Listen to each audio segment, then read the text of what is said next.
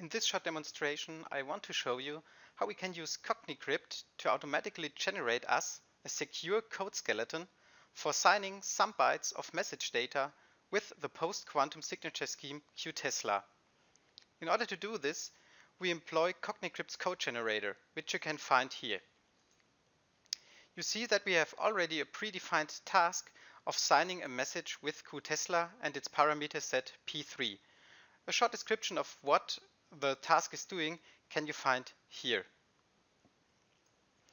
Next, we have to choose which is the type of input data that we employ, because our qTESLA implementation supports both a byte array and a Java object byte buffer.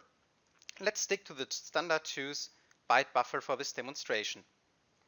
Now we have to select the directory where the generated code should be put in. We select the main source directory.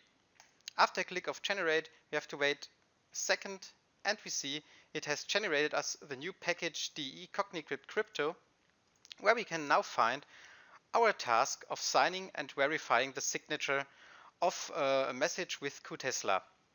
It employs the example message, instantiates a key generator of type qTESLA with parameter set p3, and the signature object is instantiated with a private key of the key pair generator and employed to sign the message and to generate the signature bytes.